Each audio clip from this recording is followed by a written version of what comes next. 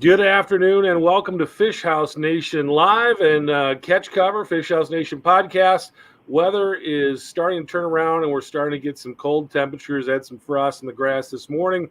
Early ice is right around the corner, and one of the first destination lakes to freeze up is Red Lake and Upper Red Lake. Joining us today is Mark Bieganek, and Mark is from Westwind Resort on Upper Red Lake. Mark, welcome to the show. Good morning or good afternoon, and thank you, sir.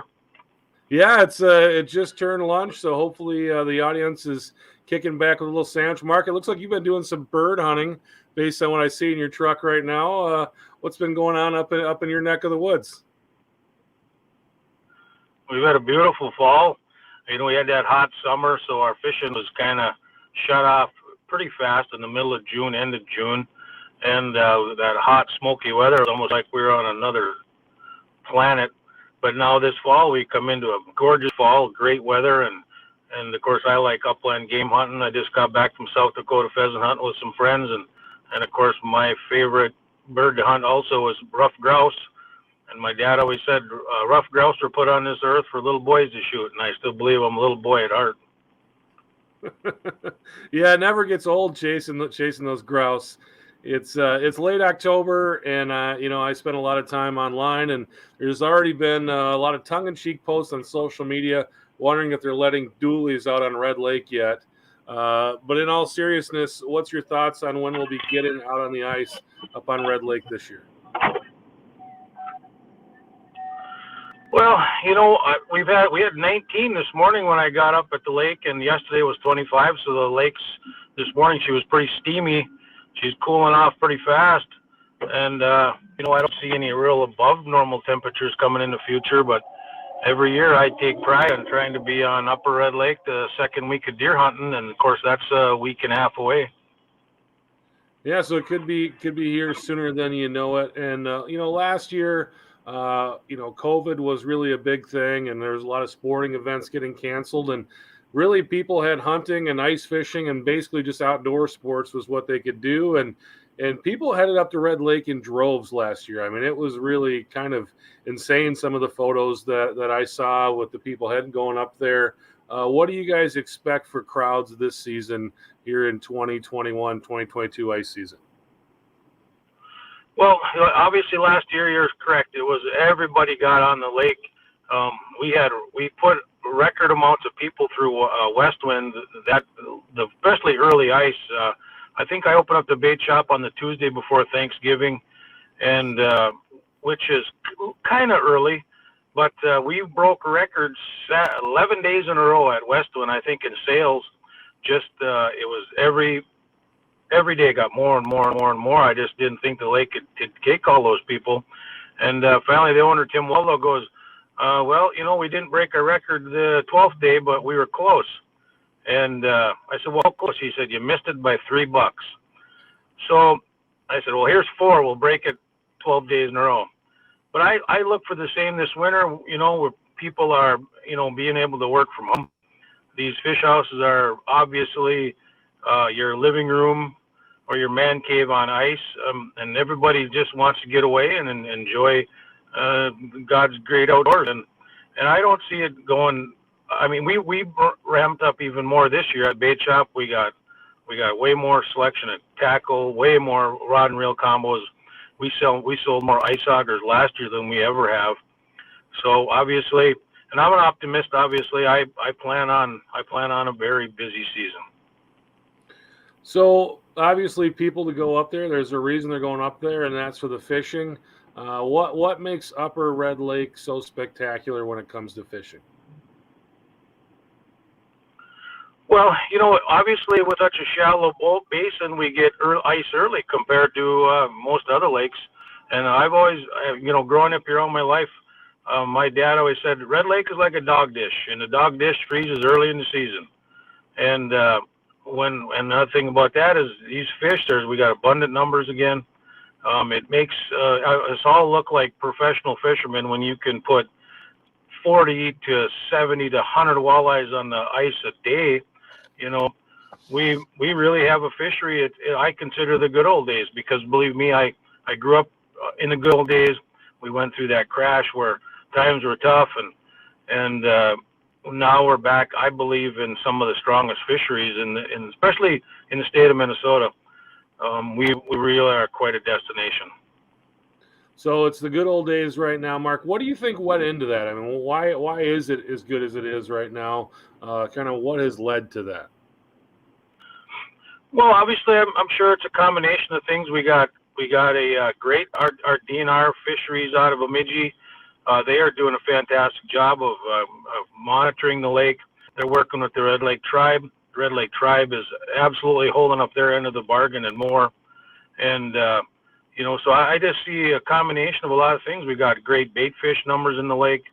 And I think from last year, I had a brother-in-law who went with the test crew to put their test nets out in September, and they were really pleasantly surprised at seeing the number of small crappies in the lake that will be part of our bag limit here now coming up in the next couple of years. So I just think it's a combination. Go ahead, Mark. No, I just think it's a combination of we have the perfect of everything. These fish come to I believe in the hot summer they may scoot to that deeper water where it's a little cooler, and then of course now with all these bait fish, they're coming up to the upper basin again and coming in the shallows. I had fantastic fishing with a bunch of friends of mine 2 weeks ago. So and I just hear rumors that they put their test nets out and that they were really happy with the numbers, and they were in the surplus category again this year. So we're going into a fishery or a winter that's going to be lights out again, I imagine. Hey, you brought up the crappie fishery, and a few decades ago, Red Lake was really kind of the place to go for big crappies in Minnesota, and that changed. But it's good to hear that they're coming back. And what's kind of going on there on that front? It's just obviously they must have pulled off a couple of hatches. I did see a lot more crappies in the gut buckets here this spring and summer, and even now this fall when I was fishing next to some friends of mine. 5, 6, 7 feet, a jig and a minnow, or a crawler and a spinner. They were pulling some nice crappies out of there. So obviously that shows numbers. You just don't see that every day, every year. So I assume that the DNR once again they're going to tell us what's going on. And I heard them talking that we got some pretty strong numbers of crappies coming. Not like the good old days, but it'll be a substantial part of our bag. Obviously, early in the year, people be heading out on Red Lake with their portables, but I think that fish house culture up there is really kind of something special. What is it like to fish Red Lake in a hard-sided house or a wheelhouse type of unit while you're out on the lake? Well, obviously, like you were saying earlier, you have your amenities of home, and I always said we're pretty social people. Us Midwesterners, we work hard, so we play hard. And we like to bring our friends, and we like to bring. Most of us are great cooks. We like to have these houses now. I seen a couple come through last year. I just couldn't believe it. I didn't pay this much money for my first house in 1992 that some of these people are putting into their fish houses, but so be it. And as long as they're enjoying it, they're keeping safe and taking all their garbage with them when they leave, because that is a big issue right now. Right now we're worried about, contaminating the lake with all these, I was told that at one point on a weekend, there could be up to over 10,000 people on Red Lake. And obviously they're going to the bathroom somewhere, and with any luck, they're taking all that off the lake. Because guys like me and my family and friends who live on the lake, we get the luxury of picking up all this garbage every spring, and it gets tiresome. So that's something I really want to stress, is that you come up here and you enjoy our lake and catch our fish and enjoy a great a weekend of fun and fellowship. But I'm telling you, you owe it to yourself and to the future of our lake to keep it clean. Yeah, heavier out, no matter where you're at. Make sure you take the stuff out with you. With that fish house culture, what it brings to you is the ability to fish basically 24 hours on the lake. What do you consider is kind of the hot time of the day ice fishing out on Red Lake? When's kind of the peak time? Well, obviously, the stained body of water, early mornings and the afternoon, evenings are the best low light conditions. And I think with this strain, when they introduced walleye back in here back in 2000, the mid 2000s, we get that Lake Vermilion strain. I think we see a lot of strong fishing in the middle of the night. It'll go in certain times. It's not all night, but it'll go in a series of a couple hours here, a couple hours there. And you hear a lot of that, especially later on when guys are really scattered over the basin of the lake. You hear a lot of, and that's the key to this lake is scattering, getting away from each other if possible, giving each other distance. And like you say, you could put your rattle reel down and a lot of times you'll be up all night long tending to these fish that are coming through. Yeah, so the rattle reel is a big deal out on Red Lake, just so you've got that night bite going. And you talked about it kind of being one of those things where you may be up all night.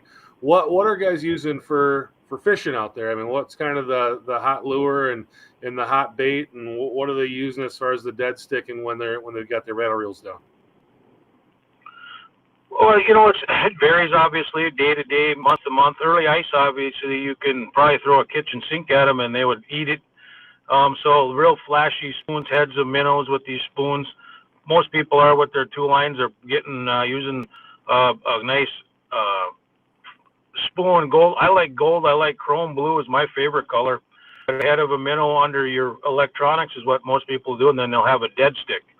And obviously that'll change hourly.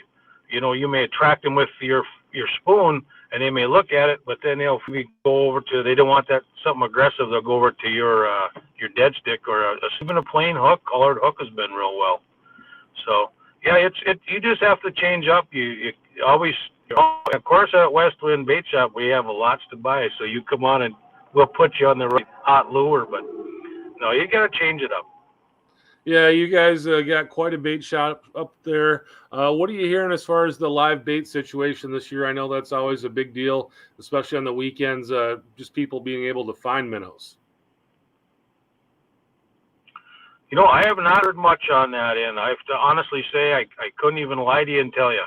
I look for it to be kind of tough.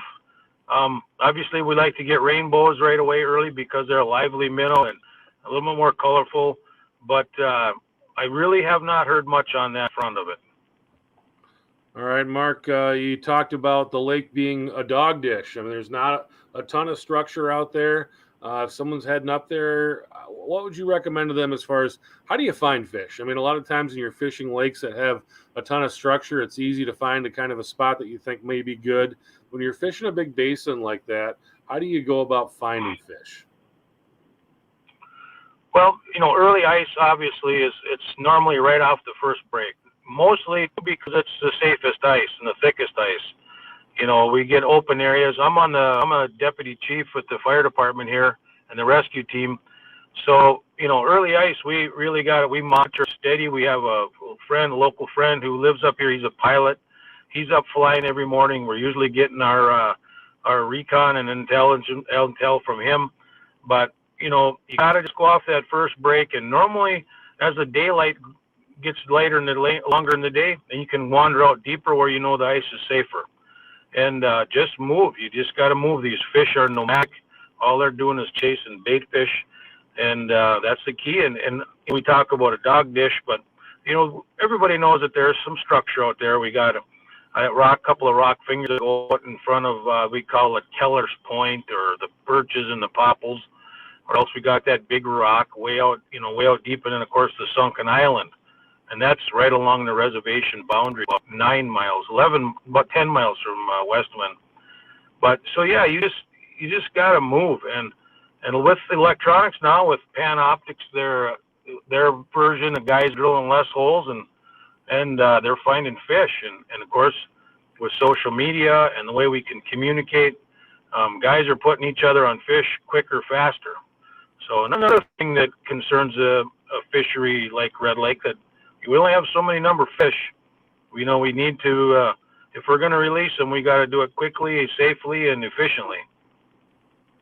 Yeah, so catch and release is a good thing, but make sure that when you're dropping those down the hole, that those fish are going to survive.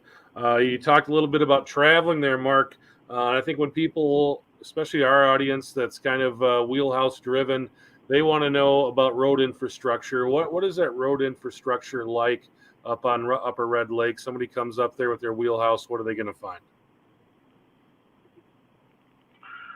Well, let's start at the north side of the lake. There really is not really any place to get on the lake on the north shore. You get up to Beacon Harbor, they have a very limited number of spots. You have to have a membership to go through there. Then there's Hillman's Resort, which is probably the longest, oldest outfitter on the lake. Buddy Hillman will make a straight shot west, as straight as an arrow, if the good Lord allows it. And he gets into some deep water quick, and he'll make it a lot of little offshoots from that, and doesn't hit a lot of structure. Now, west wind, we'll shoot a little bit further south. We'll try to get that north finger, or we call it waypoint 23, out west again, and we try to get the area south of where Hillman's would be. And south of that, we got another place called Red Lake Adventures. Scott Wakefield goes out on that rock reef, the South Rock finger, and he shoots straight west also. And then I think if you get down a little further, you got the Nistlers. They're out of Sunny Beach Road. You get down to Red Lake. What's another one? Greater Minnesota, Rogers Resort, JR's. They're all down in the South Shore. It seems like they compete to get to that sunken island quicker. We just can't physically and with our equipment go that far. That's a lot of road to maintain, and obviously being a resort with a bar, we send everybody out 11 miles. Most often they're not going to come in and have a cheeseburger with us and a beer. So for us, it's a little bit about economics. We want people to get out on the lake, but we want them to come and enjoy our food and our evening life too. So, and we don't have quite that many outfitters working like some of the South Shore guys. Not taking anything away from them. They run a great operations down there. They all cater to wheelhouses, but every outfitter is going to do it. Every resort's going to do it just a little different. Yeah, that's great you brought that up, Mark. That was kind of what I wanted to ask you about is like, what are some of the differences? And you brought up people coming in and having a cheeseburger. And that's really one of the things that I enjoy when I go up and fish a lake like Mille Lacs or fish a lake like Upper Red, where you can go out and do some fishing, but still come into the supper club and have a nice dinner. I mean, it's great having that wheelhouse and being able to cook on your own range, but it's also nice to come in and kind of have a conversation with folks and have a nice cocktail with them.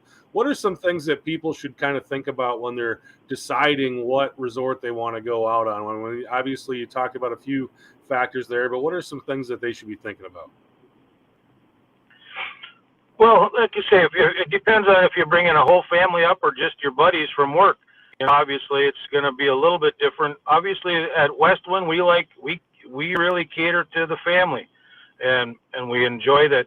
We want them to go out and enjoy themselves, but we also offer a shower house. They come in and they can buy shower tokens. We got a wash machine and a dryer if they're out there for a few days and need to wash some laundry or some clothes. Just some things like that. What Westwind would offer compared to, I'm always thinking about JR's or Rogers or Mort's Dock is another one on the South Shore.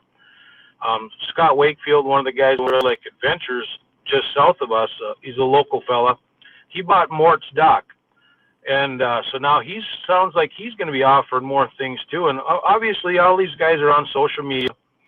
And I think last year you remember that they talked about traffic jams in Black Duck and Bemidji because everybody's coming up to Red Lake fishing. These are things you want to plan early on because the pressure on this lake, I think it obviously grows every year.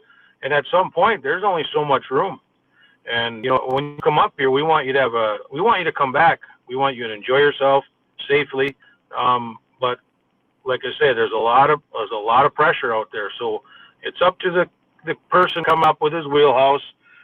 I don't know of any place that has where you could dump your septic on your fish house. I know we've been asked that a lot more than normal. And Hillman's does in the summer, but not in the winter. So that's something maybe some of the South Shore resorts may offer, but I do not know that. All right, Mark, really appreciate your insights there. That was really good that you kind of gave people a lay of the land a little bit about what's going on out there. Obviously, we've been talking a lot of early season. That's really when Red Lake really fires up, and you hear people they can't get on anywhere else, and that seems to be kind of the hottest time of the year for fishing up in that neck of the woods. But what is it like fishing up there in mid to late season? What's that lake turn into as the season goes on? Well, that all depends on Mother Nature. 2 years ago, when we got them 17 inches of snow on the 28th of December, it shut us down for the most part for the rest of the season. And about the only positive thing on that is that we saved a lot of fish. People couldn't get where they wanted to go. You get all that weight on the ice starts to sag, you get water on the ice, you drill a couple holes, and it's like Old Faithful. And if it doesn't have the ability to freeze, you just can't do nothing. A lot of outfitters left and went to Lake of the Woods or another lake that didn't get the snow we got. But later on, if we can keep a decent amount of snow where a guy can get around, we're always out searching for these fish. We have guys like for us, the lake crew is always out drilling holes. We have a new outfitter out of here now this year, Kurt Evans. He runs Fishbone's Guide Service. He's been around here for over 25 years.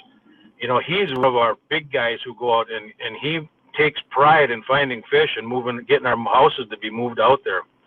The downside is obviously as soon as they see some resort houses, they figure that's the spot. So a lot of these guys who come up with their big ice castle, their fish houses, they think they should pull right in next to the resort houses, which makes it a little bit of it gets a little tense out there.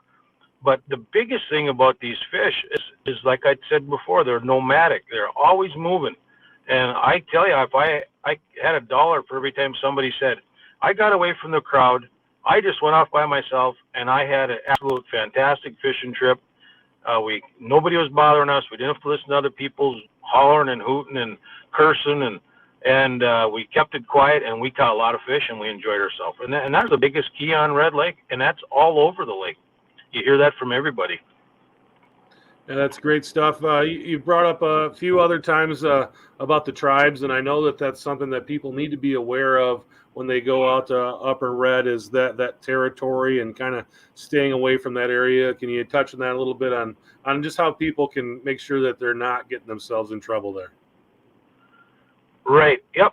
And of course, growing up here all my life, I went to school with a lot of Red Lake natives, and most of them are my friends. The chief of police is one of my very dear friends. I played high school football with him here in Kelliher. And it's sovereign nation. Sovereign nation means you don't go on their property, and we can drive through there, and that's fine. But when it comes to the lake, Upper Red Lake, and that boundary area, there's no grace. There's no grace period. There's no, oh, I'm sorry. They will confiscate your stuff, and I fully support every and anything they do over there because, working with them, I know how they think. I know the violation they may feel. It's a sacred, it's a spiritual thing to them. And for that reason alone, you don't need to be 15 feet off the line. And to know that you're close to that line, there's no markers on the lake itself. But if you have electronics, your helix or your hummingbird, and you got your chip in there, when the contour line ends on your graph, you're on tribal waters. And I heard of guys parking on this, we call it the Black Duck public access. It's right on the south shore of Upper Red Lake. You can drive down that road. It's a county road, township road, possibly, you can, whatever you want to call it. But if you go to the east which is the Red Lake Band, they have 40 acres there. You go to the west, it's the reservation. Best thing is you should not go down there. Don't even risk it. It's not worth it. Even if